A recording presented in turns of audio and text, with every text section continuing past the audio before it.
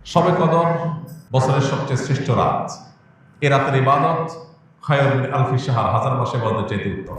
এই জন্য এ রাত জেগে আমরা ইবাদত করার চেষ্টা করব। কিন্তু ইবাদতের নির্দিষ্ট কোনো ফরম্যাট, নির্দিষ্ট কোনো পদ্ধতি কোরআন হাদিস শিখায় দেয়নি যে আপনাকে নামাজ পড়তে হবে এত রাকাত, প্রথম রাকাতে অমুক সূরার সাথে তমুক সূরা এতবার পড়তে হবে, দ্বিতীয় রাকাতে অমুক সূরার সাথে অমুক সূরা এতবার পড়তে হবে, এরকম কোনো ধরা বাঁধা নিয়ম বলে দেওয়া হয় নাই। অতএব শবে কদরের নামাজ বলতে আলাদা কোনো ফরম্যাটের নামাজ নাই। আপনি দুই রাকাত করে নামাজ পড়বেন, ধীরে ধীরে সুন্দর করে যে কোনো সূরা দিয়ে পড়তে পারেন, যে কোনো সূরা যে কোনো সংখ্যকবার পড়তে পারেন, নির্দিষ্ট কোনো ফরম্যাট ঠিক করা নেই।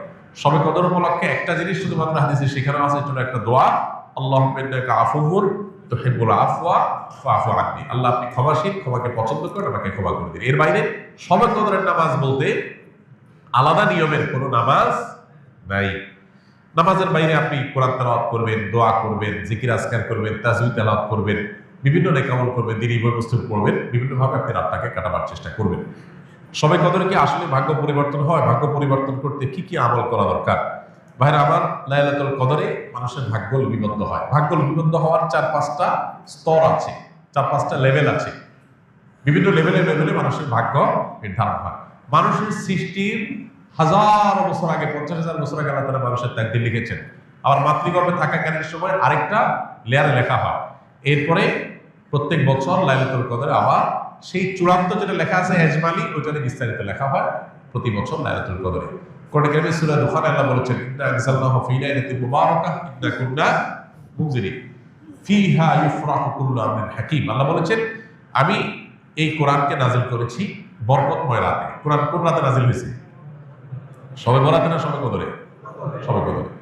সেই রাতে আল্লাহ বলছেন ফীহা, অর্থাৎ সেই বরকতময় রাতেই ইউফরাকু কুল্লু আমরিন হাকীম, সব গুরুত্বপূর্ণ বিষয়গুলোকে আল্লাহ তাআলা ধার্য করেন। এখান থেকে বোঝা যায় লাইলাতুল কদরে সব মানুষের ভাগ্য নির্ধারণ। এখন কত ভাগ্যের জন্য ভালো নির্ধারণ হয়, তার জন্য কি করার আছে? সবচেয়ে বড় করা হলো ঈমান এবং তাকওয়া অবলম্বন করা। আল্লাহ বলেছেন যে ওয়ালাউ আন্না আহলাল কুরআ আমানু ওয়াত্তাকাউ লাফাতাহনা আলাইহিম বারাকাতিন মিনাস সামা।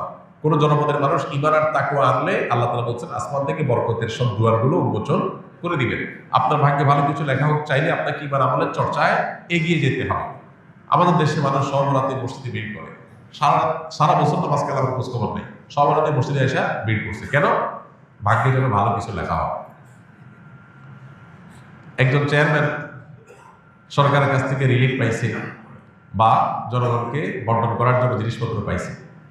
তো চেয়ারম্যান সাহেবের পাতি যে সমস্ত নেতা আছে বা চেলা চামচা আছে, সহযোগী আছে, এরা ভাগ নিতে আসছে। এক চামচা নির্বাচনের আগেও ছিল না, পরেও ছিল না, ভোটের সময় ছিল না, পরেও ছিল না, কোনো কিছুতে নাই। এখন যখন সরকারের চাইনা এসে হাজির হয়ে গেছে, গমা এসে হাজির হয়ে গেছে, সে এসে ভাগ নিতে হাজির হয়ে গেছে। কি বলেন, এ পাবে ভাগে? আর যে সবসময় ছিল, ও যদি এদিন হাজির নাও হইতে পারে, তারপর চেয়ারম্যান সাহেব তার জন্য ঠিকই রেখে দিবে যে তুমি এগুলো বন্টন করো তোমার এলাকায়। একইভাবে আল্লাহ রাব্বুল আলামিনের আনুগত্য যদি আমরা সবসময় করি, ইনশাআল্লাহ আল্লাহ আমাদের নসিবে ভালো কিছু দিবেন। এক রাতের ইবাদত করে সব নিজের পক্ষে নিয়ে নিবা, সারা বছর আকাম পূরণ করবো, এটা সঠিক পদ্ধতি না। দ্বিতীয়ত হলো লা ইয়ারুদ্দু তাকদীর ইল্লা দুআ। দোয়া এমন একটা হাতিয়ার যে আল্লাহ তাআলা তাকদীরের দুইটা পার্ট আছে, একটা গায়রে মুবরাম, একটা মুবরাম, একটা চূড়ান্ত, একটা অচূড়ান্ত।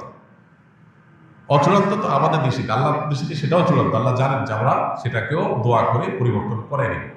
তো দোয়ার মাধ্যমে ওই তাকদীর পর্যন্ত আল্লাহ পরিবর্তন করেন। এই জন্য বিশেষ করে দোয়া করতে হবে। লাইলাতুল কদর হোক অন্য সময়, ইনশাআল্লাহ আল্লাহ তাআলা ভাগ্যে ভালো কিছু দান করবেন।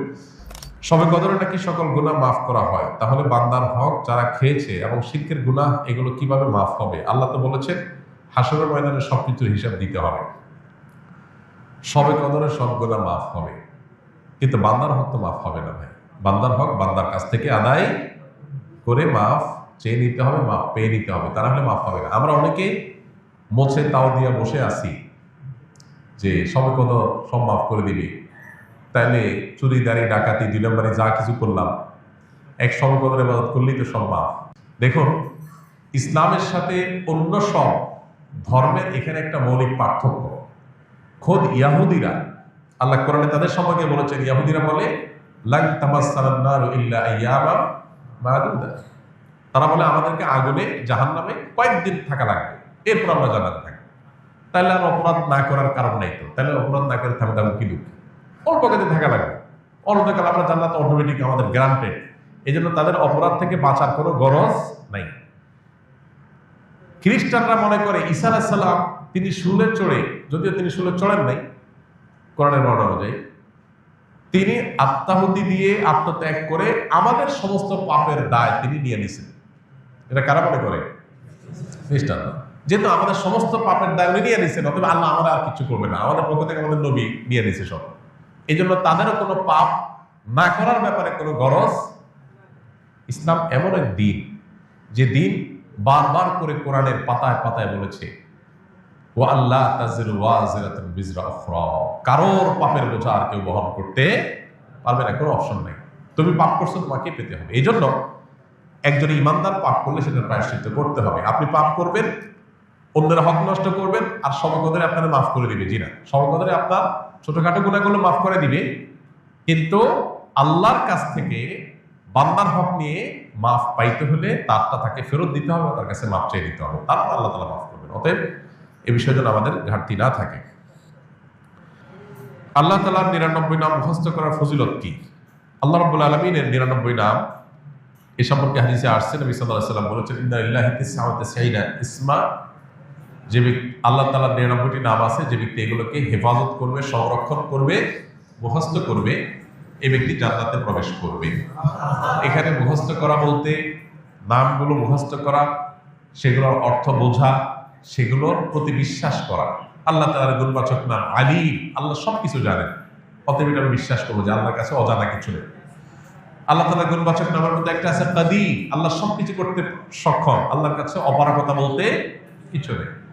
আল্লাহ তাআলা বাসীর, তিনি সবকিছু দেখেন, সর্বদ্রষ্টা, অতএব তার কাছে লুকাবার কোনো সুযোগ নেই। এভাবে আল্লাহর ৯৯ নামের প্রত্যেকটার অর্থ বুঝে বুঝে আপনি সেটা অন্তরে বিশ্বাস করলেন, এটাই হলো প্রকৃত অর্থে সংরক্ষণ। এইভাবে আপনি যদি সংরক্ষণ করেন, ইনশাআল্লাহ এটা জান্নাতে যাওয়ার কারণ হবে। আমাদের দেশে অনেকে আল্লাহর ৯৯ নাম, এটা অমুক নাম এতবার জপলে এই কাজ লাভ হয়, অমুক নামটা এতবার বললে বা জিকির করলে এই মনের মাকসাদটা, উদ্দেশ্যটা হাসিল হয়, এই জাতীয় নানা রকমের কথা আমাদের সমাজে প্রচলিত আছে। এগুলো তাজরিবা দ্বারায়, অভিজ্ঞতা দ্বারায় কোনো আলেম, কোনো দিনদার মানুষ এর উপকারিতা পেতে পারে, কিন্তু কোরআন হাদিসে কোথাও আল্লাহর কোন গুণবাচক নাম নির্দিষ্ট সংখ্যক বা জপার কোনো নির্দেশ আমাদেরকে দেওয়া হয়নি। তাহলে কিসের নির্দেশ দেওয়া হয়েছে? আল্লাহর গুণবাচক নামগুলোর অর্থ বুঝে সেটার প্রতি বিশ্বাস মনে প্রাণে স্থাপন করা। এটা তাওহীদের গুরুত্বপূর্ণ একটা পার্ট, যেটা আমাদের অনেকেরই এখনো নেওয়া হয়নি। আমরা অনেকেই নিজেকে মুসলমান দাবি করি, আল্লাহর গুণবাচক নামের অনেক নাম আছে যেগুলো আমরা হয়তো শুনি না, জানি না, এবং সেটার অর্থ বুঝে যে মনে বিশ্বাস করব, জানি না বিশ্বাস থেকে আসে। তো এই জন্য আল্লাহর গুণবাচক নামগুলো আমাদের জানা দরকার, বোঝা দরকার, বিশ্বাস করা দরকার।